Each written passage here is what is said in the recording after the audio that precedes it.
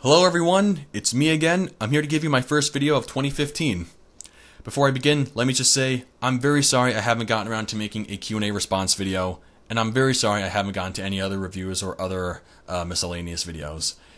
It's just that during the past few months, it's been very busy for me and very stressful. I've recently gone back to school and I'm being buried with a lot of work that doesn't give me a lot of free time to really make any videos. And not only that, but I've recently just lost my job that I've held for quite some time. And it's rather inconvenient for me because now I have to use whatever money I have left to help keep paying bills and to pay off some college loans that also need my attention. So right now money is really tight and I don't really have like that much to really, give out to the insurance companies or to anything else like the college system. So that's why I still have my PayPal donation links in this video and on my channel as well as other videos. If anyone out there would love to send in a few donations to help me through these really stressful times until I can get a brand new job, I'd be really appreciative of it. Thank you guys so much for understanding, and thank you in advance. Anyway, today I will be here to give you my initial thoughts on the pilot episode of Power Rangers Dino Charge. Apparently, it took about 200 retweets of a certain Power Rangers post on Twitter to get the episode to air, well, not air, but to be posted online 1 week before the actual air date on Nickelodeon. Now, for those who would like to avoid the spoilers and to just wait until the actual episode airs on Nickelodeon this upcoming Saturday, February 7th, you may choose to back out of this video now, but if not, stick around. You'll be hearing the overall synopsis for the first episode and my thoughts on said episode. With that in mind, here we go. The episode begins back in prehistoric times. There is a small spaceship piloted by a alien creature known as Keeper, or the Keeper, who's basically a red-cloaked Yoda with a beard. And he's being pursued by a larger spaceship that is being controlled by other aliens of an evil faction, whose name we don't really know yet, if they even have a name. There is Fury, who is, I guess you could say, is commanding everyone on that ship to work faster, especially, I guess, their little tech monster Wrench. There are the Viveks, who are the necessary foot soldiers of every Power Ranger and Sentai faction. And the big boss of this whole ship is a monster known as Sledge. And he is engaged to the token female villain of this series, Poisandra. Now, right off the bat, we have to take note of how Sledge is the only original villain on that ship. Everyone else, Fury, Wrench, the Viveks, and Poisandra, have their Sentai counterparts, but Sledge is his own original villain. Kind of like Lord Zed. So right there, I'm really delighted to see that Saban is going back to using original villains. And Disney has also used original villains as well. So I really enjoy these guys already. And so far, they don't seem whiny. They don't seem, too full of themselves like, let's say, Prince Vicar. So I can't complain about these guys yet. Hopefully we'll get something good out of them. Anyway, Keeper arrives on the planet Earth, and he seeks out the most powerful beings on that planet, and those beings just happen to be the dinosaurs. And so he bestows the power of 10 Energems upon 10 dinosaurs. The Tyrannosaurus, the Triceratops, the Pterodactyl. There's also... Well, if you've seen Kyoryuger, you know which ones they're going to be. Anyway, Fury arrives on Earth, and he sees the wreckage of the Keeper's ship. He thinks that the Keeper is dead, but just to make sure, he plans to, fully kill Keeper. But then he finds the container that supposedly contains the Energems, but it turns out to be a bomb. When Fury brings it back on board his master's ship, the ship explodes, and the asteroids that Sledge was collecting throughout the galaxy are now hurtling towards the planet Earth. Fury decides to go back to Earth to confront the Keeper about this, but it's already too late to get those Energems back because they've already been bonded to those dinosaurs that Keeper gave them to. So, while they fight, the asteroids are coming down, and pretty much the Earth is wiped out, at least as far as the dinosaurs go. No more dinosaurs. And Fury and Keeper are supposedly gone forever. Yeah, right. Anyway, we cut to the present, and we are inside a museum. Now, there's a young man named Tyler who looks at a picture of a cave that is in the museum. And he sees that the cave is right near where the museum is, so he decides to go and check it out. While inside the museum, we also are introduced to another character known as Chase, who is from New Zealand. So, hey, that's cool. And then we cut to the inside of a mini restaurant that's inside the museum. It sort of is like a combination of Karma Pizza from Jungle Fury and Ernie's Brain Freeze from Super Mega Force. So, I guess it's pretty cool. Hopefully we get to see more of the staff in there besides Shelby, who is apparently one of the workers in there. And she has a talk with Kendall, who is a scientist. I guess he's just a scientist. I don't know if she's a teacher or not. We'll probably find out later. But anyway, Kendall says that she's going to be going on an archaeological dig with Chase and Coda, who also works at the museum as well. Apparently, Chase and Coda are best friends, as you'll see in the episode.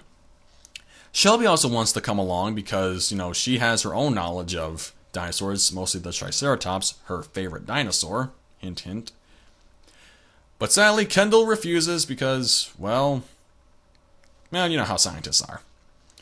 But Shelby is not going to accept no for an answer, and so, while Coda, Chase, and Kendall are not looking, she sneaks on the back of the truck, and she's on her way to the archaeological dig site.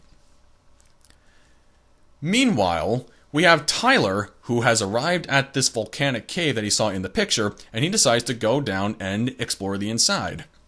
When he's down there, he finds a tooth, but then he's pursued by this shadow monster, and just when he thinks he's finally lost the monster, he comes across a dinosaur skeleton that is on the inside of the cave, and he finds a red piece of material, a shining piece of red material sticking out of the wall. And he digs it out and he keeps it for himself, and then he runs off again when the monster is getting closer. Meanwhile, Shelby has just arrived at the dig site, and just before she's about to get out, she sees a creature in a black cloak stealing a crate that is emitting a pink ray, if you will, and like this little pink light coming from a wooden crate. And so she takes off to chase after this guy in the black cloak. She manages to get the crate back, but then she's quickly, surrounded by this cloaked figure until Tyler swoops in and, helps save the day, if you will. The cloak is then thrown off and it's revealed to be an ice monster. According to the Wikia, his name is Ice Age. I can't remember if they actually said his name directly in the episode, but guess that's his name, Ice Age. Anyway, he starts blasting at the two kids and the crate, which falls out of their hands, and it reveals to be the pink Energem. And of course the explosion causes Tyler to drop his Energem as well. And just when their fingers are barely touching it, Ice Age freezes them up, and he thinks that's it. He'll just go over and get the Energems. But the power of the gems actually melts the ice, and it produces these little guns in each of these kids' hands, which are going to be their morphers, based on the Gabu revolvers. They put the Energems inside of these revolvers, and then they start spinning the loader. They press the button, and they quickly morph into the red and pink Rangers, respectively. Which I have to say is a really interesting morph. It's really not the most conventional morphing sequence that most Rangers have in the series, but I have to say that it feels like a really interesting morph. It's really amazing just how they morphed. They feel a great rush of energy. They start giving it to Ice Age, but just before Ice Age can even do any real damage, the two Rangers quickly demorph, and then the Tyrannosaurus Zord comes out to chase Ice Age away. And so, to wrap up the episode, Tyler and Shelby drive back into town, where we find out that Tyler had a father who went missing 10 years ago after he went on a dinosaur expedition, and Tyler doesn't know if he'll ever see his father again.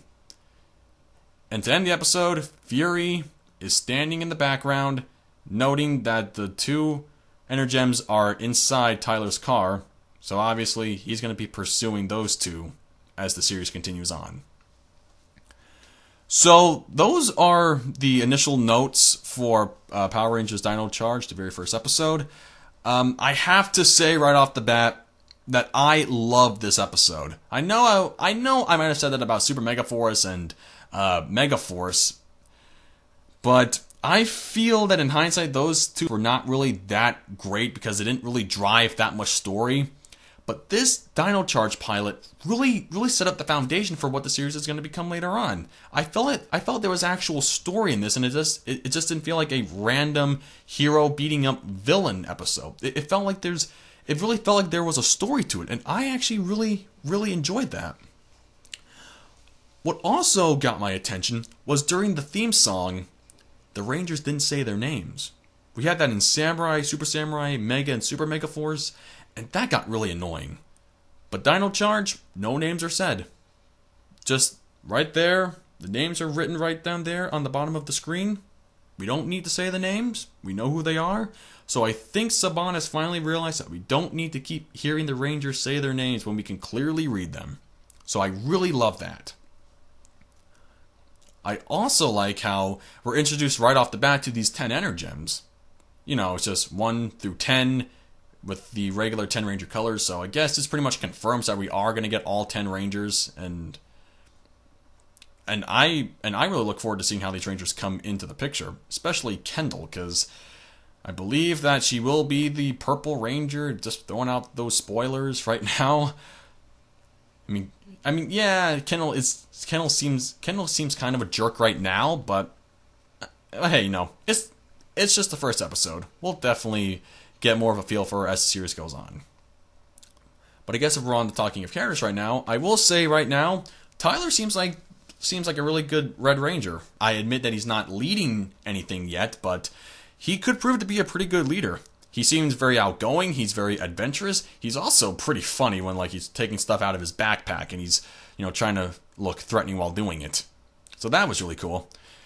I like how Chase is sort of like the ladies' man, but he always fails to be the ladies' man. So that's actually really funny. We have Shelby. She's sort of clumsy. She sort of forgets things, like how she sort of messed up an order in that little museum restaurant. But who knows? Perhaps maybe she's not as, forgetful or as clumsy as we may think. Then we come to Coda. Now, he is hilarious, and he seems like a really good guy to know, but according to his wiki, it says that he's a 100,000-year-old caveman from the past. Now, I'm sort of confused by this. Shouldn't he have been introduced in the next episode, or, somewhere further in the series if he was really from the past? Maybe we'll get some exposition on him later. It just seems a little strange how he's suddenly here, but we don't know much about him. But then again, if you didn't read the spoilers online about who Coda really is, then you can't really complain too much. But other than that, I think these first 4 Rangers are really good. It's just sad that we don't know who Riley is, who will be the Green Ranger later on. Maybe he'll be in the next episode or the third. I'm not sure when he'll appear. So, yeah, despite all 5 main Rangers not being in the same episode, it's really not that bad. I think these Rangers are actually going to work very well off of each other, and I think they'll prove to be a pretty good team. As far as the villains go, I think Sledge is very, very intimidating. I think Fury is not going to be a pushover. I think Wrench is going to, he's just going to be the technician, that's all. The Vivics are just going to be there to be pummeled like every other foot soldier has been in every Ranger and Sentai series. Poisandra, she's not really intimidating. I guess that's just her character. Maybe she'll be threatening later on, perhaps. I don't know. But right now, I'm not complaining about the villains at all. I think they're great for right now. Hopefully they don't become whiny or annoying like, Prince Vicar was. So that's good. And then we come to the Keeper. Now, we don't know much on the Keeper yet. Obviously, he'll he'll probably show up in the next episode or the third. So we're going to have him as the mentor. I really think he could prove to be a good mentor. I just hope he doesn't become a Ranger, because then he's going to have to go through what Justin had to in order to fit into the suit. But other than that, I think it is a very strong pilot. I think they have really stepped up as far as character writing goes, actual plot writing, overall acting has actually gone up significantly. I also love the CGI. You have to admit that when you see the first episode, you'll fall in love with that CGI. It looks amazing. Even though we don't have a lot of, like those old cheesy 90s suits in which, someone is just in a rubber suit and, there will be the dinosaur that way. I know CGI can sometimes ruin a show when it gets too CGI dependent, but I think CGI in this series is going to work very, very well. Especially when you had the T-Rex Zord going after Ice Age. I mean, yeah, I know a lot of heavy CGI is going to take a lot to get used to, but I think Dino Charge is going to do it very well. I think Chiplin has his work really, really cut out for him. So I'm looking forward to the rest of the episodes in 2015, and definitely looking forward to 2016. Let's hope the rest of the series is as good as this really great pilot. And with that in mind, I think I'm going to give this a solid 10 out of 10. I can't find anything to complain about. Yes, I realize that the music can be rather repetitive, but hey, it's not enough for me to give it a lower rating. I think this is probably the best pilot episode of Power Rangers since RPM, and probably the best Saban pilot since Time Force. And that's saying quite a lot. It really is. Anyway, folks, that's it for my overall review and thoughts on the first episode of Power Rangers Dino Charge. If you would like to watch the episode as well, you may follow the link in this video description. I will post a link to the actual video up on the nick.com website. If you would love to help donate to my PayPal account to help me through these really stressful times as I try to pay bills and as I look for a new job, again, I'll be really, really appreciative of that. So thank you in advance for helping me out.